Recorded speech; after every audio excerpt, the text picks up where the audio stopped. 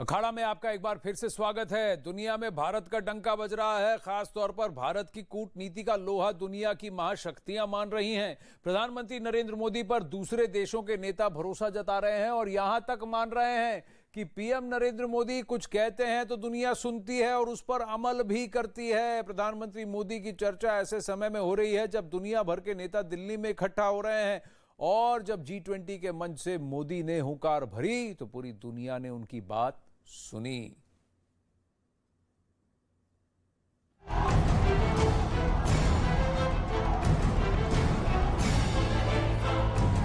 जब दुनिया में मंदी और महंगाई से सरकारें गिर रही हैं, अमीर देश मंदी और महंगाई से जूझ रहे हैं, दुनिया भर के बड़े देशों के नेताओं की लोकप्रियता घट रही है, तब प्रधानमंत्री की लोकप्रियता का डंका बज रहा है। उन्हें दुनिया के सबसे बड़े नेता की उपाधि मिल रही है। भारत नई विश्व व्यवस्था में अपना दावा ठोक रहा है, जिससे दुनिया हाथों हाथ लेकर विश्वास जता रही है, मोदी की बातों पर मुहर लगा रही है। Mr. Modi has reached, I think, is the most loved one of all around the world. But I mean, this has really proven that he has been a major leader, and congratulations for that, Prime Minister. Bharat में प्रधानमंत्री नरेंद्र मोदी की लोकप्रियता सारे record तोड़ चुकी है। एक के बाद एक चुनाव जीतना बीजेपी की आदत हो गई है, जिसे नॉर्थ ईस्ट के ताजा नतीजों ने उत्साह से भर दिया है। लेकिन मोदी की लोकप्रियता का ये विजय उत्सव अब देश की सीमाओं को पार कर रहा है। इसलिए इटली की पहली महिला प्रधानमंत्री उनकी तारीफ करती हैं, उन्हें ग्लोबल लीडर बताती हैं।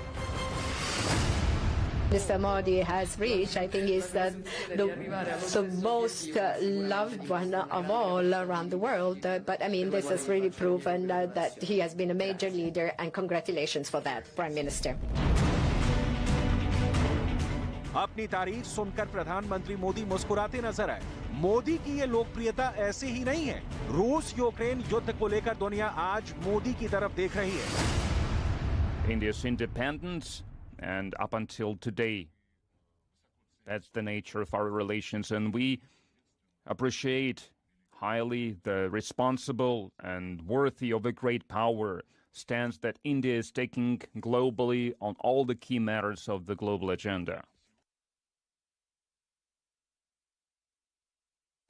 And today, when addressing the participants of the foreign minister meeting, President Modi, I think he presented balanced and responsible position of the country as the president of the G20. दुनिया में भारत एकमात्र ऐसा देश है जो युद्ध काल में भी यूक्रेन और रूस के राष्ट्रपति से एक साथ बात कर रहा है, उन्हें टेबल पर बैठाकर विवाद को सुलझाने को कह रहा है। इटली की प्रधानमंत्री से मिलने से पहले पीएम मोदी ने दिल्ली में G20 के विदेश मंत्रियों की बैठक को संबोधित किया। वहां भी प्रधानमंत्री मोदी के तेवर ग्लोबल लीडर की तरह ही रहा। Financial crisis, climate change, pandemic, terrorism and wars clearly shows that global governance has failed in both its mandates.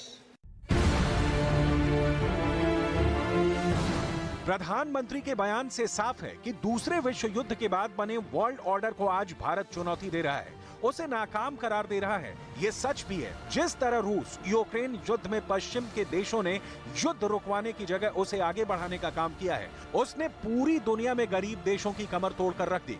Covid काल में भी अमीर देशों ने दुनिया के गरीब देशों का ख्याल नहीं रखा। वो कोविड के टीकों का अपने यहाँ स्टोरेज करने लगे, उन्हें गरीब देशों को नहीं दिया। लेकिन प्रधानमंत्री मोदी वसुधैव कुटुंबकम के भाव को आगे रखते हुए अफ्रीकी देशों समेत बांग्लादेश, भूटान, श्रीलंका, अफगानिस्तान जैसे पड़ोसी देशों का ख्याल रखा। प्रधानमंत्री कई मौकों पर ये साफ कर चुके हैं कि भारत वसुधैव कुटुंबकम पर विश्वास रखता है। G20 के विदेश मंत्रियों की बैठक में भी पीएम ने इस भावना को खुलकर व्यक्त किया। India has selected the theme of One Earth, One Family, One Future for its G20 presidency. Modi जो बोलते हैं उसे पूरी दुनिया गौर से सुनती है। मोदी की यही बातें आज पूरी दुनिया में उनकी अप्रूवल रेटिंग को बढ़ा रही हैं। पिछले महीने ही अमेरिका में ग्लोबल सर्वेक्षण कंपनी मॉर्निंग कंसल्ट ने दुनिया के नेताओं का सर्वे किया था, जिसमें पीएम मोदी ने लोकप्रियता में 22 देशों के दिग्गज नेताओं को पीछे छोड़ दिया है। पीएम मोदी को 78% की अप्रूवल रेटिंग मिली है। ये रेटिंग 26 जनवरी से 31 जनवरी के बीच की है। इस सर्वेक्षण में कहा गया है कि सितंबर 2021 के बाद से पीएम मोदी की लोकप्रियता लगातार बढ़ती जा रही है। इस सर्वेक्षण की बड़ी खबर यह है कि टॉप 5 नेताओं की लिस्ट से सुपर पावर अमेरिका के राष्ट्रपति जो बाइडेन और ब्रिटेन के प्रधानमंत्री ऋषि सुनक जैसे शक्तिशाली नेता आउट हो गए। सबसे ज्यादा 78% अप्रूवल रेटिंग के साथ प्रधानमंत्री नरेंद्र मोदी नंबर 1 की पोजीशन पर है। इस लिस्ट में दूसरे नंबर पर मैक्सिको के राष्ट्रपति लोपेज ओब्राडोर हैं। उनकी अप्रूवल रेटिंग 68% है। तीसरे नंबर पर स्विट्जरलैंड के राष्ट्रपति अलान बर्से हैं। उन्हें 62% अप्रूवल रेटिंग मिली है। इसके बाद चौथे नंबर पर ऑस्ट्रेलिया के प्रधानमंत्री एंथनी एल्बनीज हैं, जिनकी रेटिंग 58% है, जबकि ब्राजील के राष्ट्रपति लुला दा सिल्वा 50% की अप्रूवल रेटिंग के साथ इस लिस्ट में 5वें नंबर पर है।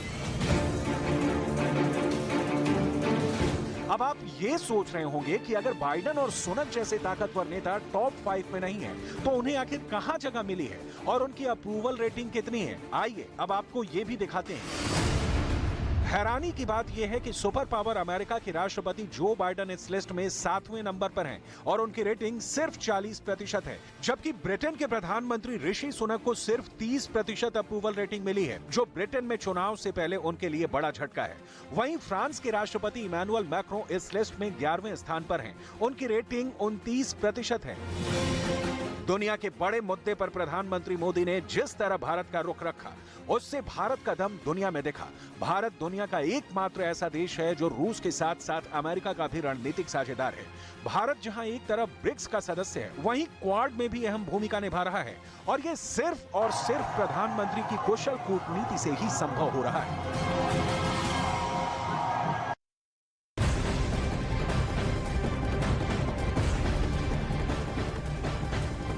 अब एक तरफ दुनिया प्राइम मिनिस्टर नरेंद्र मोदी की मुरीद है, लेकिन कांग्रेस नेता राहुल गांधी के सुर कुछ अलग ही हैं। राहुल गांधी आजकल ब्रिटेन के दौरे पर हैं।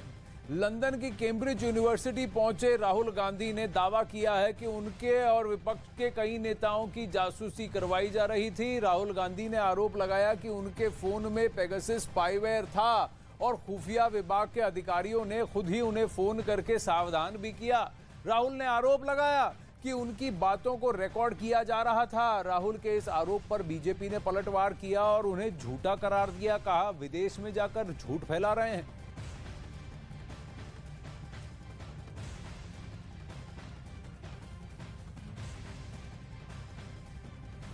Large number of politicians have Pegasus on my phone, on their phone. I've been called by intelligence officers who tell me, listen, please be careful what you're saying on the phone because we are sort of recording this stuff. So this is a constant pressure that we feel.